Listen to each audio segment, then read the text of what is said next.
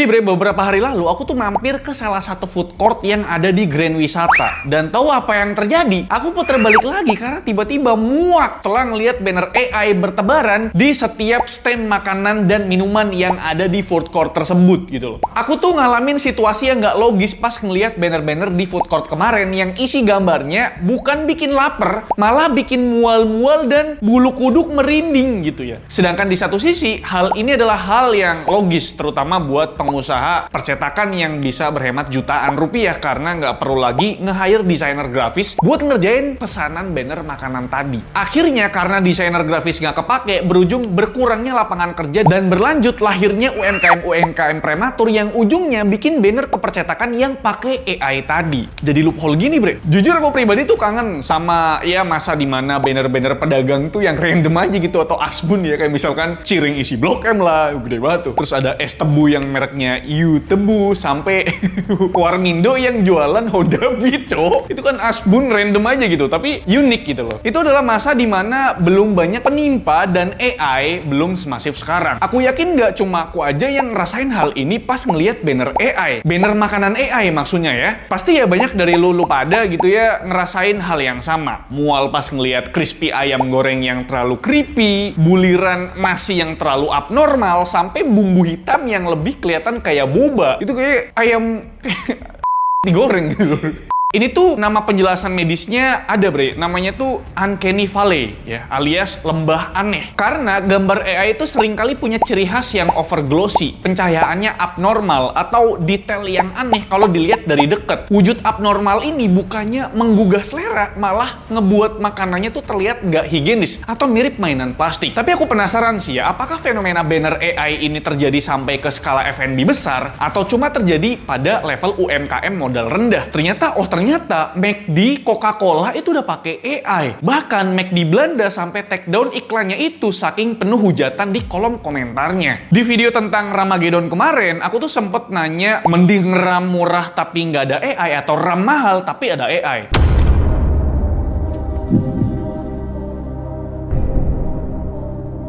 Jujur aku pribadi lebih milih yang pil warna biru yang isinya RAM murah tapi nggak ada AI. Bahkan aku sempat kepikiran buat time travel ke tahun 2022, terus nemuin Sam Altman, sang pendiri ChatGPT, terus aku pukul dadanya sampai bunyi gitu ya, biar dia nggak ngerilis ChatGPT gitu ya. Tapi ya bisa aku pikir lagi gitu, ya ini kayak grandfather paradox gitu. Walaupun ChatGPT nggak rilis, AI kemungkinan bakal tetap booming karena teknologi emang udah ngarahnya tuh ke sono gitu ya. Dan justru dari situ aku mulai sadar bre, AI sendiri ternyata punya paradoksnya. Makanya di video ini kita mau memahami tentang paradoks AI. Paradoks tuh apaan lagi bang? Paradoks sendiri menurut KBBI artinya tuh pernyataan yang seolah-olah bertentangan dengan pendapat umum atau kebenaran, tetapi kenyataannya mengandung kebenaran. Ya simpelnya paradoks itu ya hal yang kontradiktif dengan kebenaran lah. BTW bre, paradoks AI itu nggak cuma aku rasakan di dunia kuliner tadi ya, tapi hampir di semua industri. Skalanya tuh besar banget. Mungkin lu pernah ngeliat video soal otomotif, thumbnail di YouTube, sampai postingan Instagramnya Dapur MBG juga udah pakai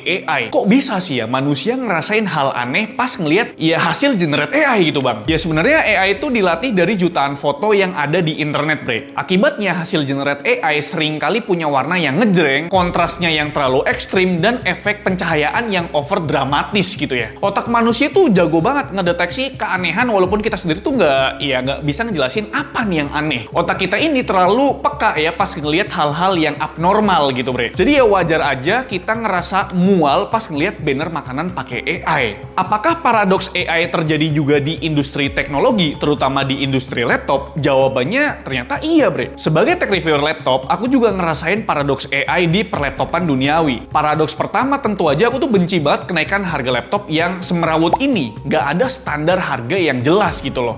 Aku nggak rela ngelihat Pongo 535 lebih mahal daripada Pongo 735. Itu abangnya sendiri loh. Aku juga nggak rela bre, lihat laptop 7 jutaan cuma dapat M.2 SATA, dan aku nggak rela Zephyrus Duo seharga Wuling Air EV2. Sedangkan di pihak produsen, kenaikan harga adalah hal yang logis dan harus dilakukan karena emang modal produksi mereka juga ikutan naik. Yang aku takutin dari paradoks harga laptop ini adalah turunnya daya beli masyarakat. Efeknya tuh bisa dua hal bre. Masyarakat tetap beli laptop tapi ambil laptop second, atau beli laptop laptop baru tapi speknya jelek. Nah, masing-masing itu ada resikonya sendiri. Kalau beli laptop second sama aja ya kayak kita ngegaca gitu loh. Untung dapat barang yang bagus. Nah, kalau lagi apes, misalkan garansi sebulan terus hari ke-31 matot, ya rasain kan itu laptop second gitu loh. Dan kalau beli laptop baru tapi speknya jelek, ya nggak bisa dipakai secara optimal karena terkendala spesifikasi tadi. Harusnya kan laptop 7 juta ya minimal speknya bagus gitu loh. Itulah yang kita harapkan gitu loh dari paradoks laptop ini, bre. Paradoks kedua adalah lanjutan soal pilihan beli laptop baru tapi speknya jelek. Gimana nggak disebut paradoks, bre? Harga naik ya, terus kok spesifikasinya malah disunat? Ini sedih banget, bre. Aku paham kalau Ramageddon tuh bikin harga memori atau RAM melejit tinggi. Tapi kenapa komponen lain ikut kena imbasnya juga? Dulu tuh dana 15 juta nih ya, udah dapat laptop idaman lah. Bener nggak sih? Kayak 15 juta tuh kita tuh pengennya dapat laptop yang bener-bener bagus gitu loh minimal ya. RAM-nya 16 GB dual channel ya minimal. SSD 1 TB generasi keempat. Cooling system dual fan. Ya layar 100% sRGB oke lah. Tapi sekarang kalian bisa lihat lah, Pongo 535 udahlah harganya lebih mahal dari abangnya Pongo 735, tapi spek prosesor dan VGA-nya disunat. Dan ini nggak berlaku di Pongo doang. Brand lain pun sama juga, bahkan bukan cuma di laptop doang, di HP pun sama. Kayak sering banget kejadian adeknya lebih mahal daripada abangnya di era Ramageddon ini. Terus yang nggak kalah nyesek, bre, di kelas Kerehore SSD M.2 NVMe-nya diganti jadi SSD M.2 SATA yang speednya cuma dapat 500 Mbps atau cuma setara hard disk konvensional. Harusnya minimal kan 3000 Mbps lah. Ini 500 Mbps, bro. Dan satu lagi penurunan spesifikasi yang bikin aku heran, Log Essential itu udah pakai sasisnya Log 15 reguler kan. Tapi kenapa nggak sekalian upgrade cooling sistemnya jadi dual fan? Apa iya harga fan, heat pipe, dan heatsink kena efek Ramageddon juga? Nggak ngerti sih, bre. Oke lah, sekarang kita coba bedah ya POV dari pihak brand atau pihak produsennya. Penurunan spesifikasi kayaknya udah hal yang mutlak. Nggak bisa enggak kalau neraca keuangan mereka mau surplus gitu loh. Tahu sendiri kan, bre, harga RAM ini naiknya bukan 10 atau 20%, tapi sampai 600%. Dan for your information, beberapa brand itu bikin produk baru nggak langsung ujuk-ujuk jadi. Semuanya tuh ada roadmap-nya ya, ada blueprint-nya ya, buat R&D ya, yang mungkin udah dirancang bertahun-tahun lalu. Mungkin mereka juga kaget juga ya sama kejadian Ramageddon ini gitu loh. Dan sekarang jadi logis kenapa brand-brand laptop nurunin spesifikasinya. Ya biar harganya tetap relevan alias nggak melambung lebih tinggi lagi. Tapi tetap aja naik ya harganya ya. Oke, sekarang kita lanjut ke paradoks ketiga. Aku juga resah sama nama produk laptop yang sekarang tuh ada embel-embel AI-nya. Mulai dari Acer Aspire AI, Advanced AI Gen, Axio Hype AI 5, MSI Prestige Flip AI, bahkan sampai ke laptop gaming macam Predator Helios AI. Itu nggak lepas dari penamaan AI gitu ya. Jujur aku pribadi nggak pengen ya ada embel-embel kayak gininya. Aku nggak pengen ada AI noise cancelling, AI kamera, AI ini itulah, dan AI lainnya. Bahkan sekelas Dell juga buka suara perihal penamaan AI ini gitu loh. Mereka buka suara kalau mayoritas user juga nggak peduli-peduli amat sama yang namanya AI tadi, bre. Tapi bagi sebagian pabrikan, embel-embel AI itu di nama produknya mungkin adalah hal yang paling logis. Pertama, buat ngenalin chip baru namanya NPU. Kedua, buat ngenalin standar barunya Microsoft yaitu Copilot plus PC. Jujur alasan kedua tuh menurutku kesannya agak dipaksakan, bre. Bahkan keyboard di laptop tuh terpaksa mengganti tombol CTRL di sebelah kanan jadi tombol Copilot. Padahal CTRL kanan ini penting banget buat para akuntan kalau mau pivot data di Excel. Itu menurutku pribadi ya. Ya sebenarnya ini sepele aja sih, bre. Tapi ternyata ada loh pihak yang dirugikan. Tapi kan Bang bisa pakai CTRL kiri. Ya emang bisa, tapi kan jadinya harus dua tangan gitu loh ngegerakinnya. Karena kan ya pivot itu butuh CTRL dan arrow key gitu loh. Berarti kan kalau pakai satu tangan lebih efisien nggak sih, bre? Anyway, Copilot juga sebuah paradoks juga buatku ya. Aku bisa sebut Copilot adalah gimmick. Ya setuju nggak setuju sih ya. Contohnya fitur generate text di Copilot atau generate image di Co-Creator yang menurutku kualitasnya tuh masih mediocre, masih biasa aja. Terus fitur Windows Studio Effect yang sebenarnya udah tersedia juga di Zoom ataupun Google Meet secara gratis. Kalau kalian pengguna Nvidia, itu ada aplikasi Nvidia Broadcast. Tapi memang laptopnya harus ada Nvidia RTX-nya ya. Dan fitur Windows Recall yang menurut banyak orang itu ngeganggu privasi karena ya nge-snapshot terus-terusan semua hal yang kita akses. Kalau kita lagi buka web biru atau lagi buka Reddit udah nggak diblokir lagi BTW. Ya ntar ketahuan dong ya. Jadi menurutku, menurut pribadi ya, fitur Recall itu nggak berguna sih, bre. Kalau lupa ya tinggal CTRL-H aja buat buka history gitu loh. Mungkin bagi pihak Microsoft dan pabrikan laptop, kampanye Copilot tuh adalah hal yang logis biar konsumen terpancing buat upgrade laptop jadul mereka ke laptop Copilot yang katanya lebih feature proof. Ya sekarang pertanyaannya, apakah kampanye Copilot sukses? Kalau dilihat dari data usernya, Copilot tuh mencatat user aktif tuh sebanyak 218 juta. Ya udah hampir kayak warga Indonesia lah gitu ya total populasinya. Kelihatannya banyak memang, tapi itu cuma seperempatnya user aktif ChatGPT dan Gemini yang tembus 900 juta. Padahal secara default, Copilot tuh udah langsung terinstall di laptop-laptop barunya si Microsoft. Tapi ternyata masih belum ketolong juga jumlah usernya, bre. Ternyata memang behavior atau kebiasaan masyarakat tuh masih nyari manual AI bot yang mau mereka pakai. Nggak langsung ujuk-ujuk pakai Copilot semua gitu loh. Ya ini tuh ibarat kita nyari Google, tapi di search engine-nya Google gitu. Pasti masih banyak nih yang begini nih ya. Karena masih kebawa ya kebiasaan warnet lah gitu. Gimana bre, apakah lu ngerasa paradoks yang sama soal keresahan di dunia tech, khususnya di industri laptop? Coba dah cerita, soalnya dari aku pribadi baru nemuin 4 paradoks aja di perlaptopan duniawi yang udah kita sebutin tadi. Tapi kalau kita keluar dari dunia laptop, sebenarnya banyak banget paradoks yang berkaitan dengan AI atau paradoks AI. Misalkan soal data center AI ya. Jadi bre, kebisingan data center itu udah meresahkan masyarakat sekitar Michigan karena noise levelnya tuh bisa mencapai 60 desibel. Sebenarnya angka segitu bukan apa-apa kalau dibandingin sound horeg yang marak di Jawa Timur karena bisa mencapai 135 desibel, bisa mecahin kaca sampai genteng rumah gitu ya. Tapi perlu diketahui bre, sound horeg cuma beberapa jam aja, sedangkan cooling system di data center itu nyala 24/7 alias nyala terus-terusan setiap harinya. Kalau kata ahli kesehatan, itu tuh bisa berefek ke kualitas tidur dan juga tingkat stres setiap individu gitu. Ya pantas aja banyak wilayah yang nolak pembangunan data center. Komplek rumahku dilewatin jamet yang pakai motor ember aja udah bikin stres ringan gitu loh. Lah ini 24 jam non-stop bre, ngedenger suara kebisingan si data center tadi gitu loh. Kalau berita pembangunan data center yang ada di Batam, aku baca sih rencananya bakal dibangun di sekitaran Kabil dan Nongsa. Itu nama daerah ya bre ya.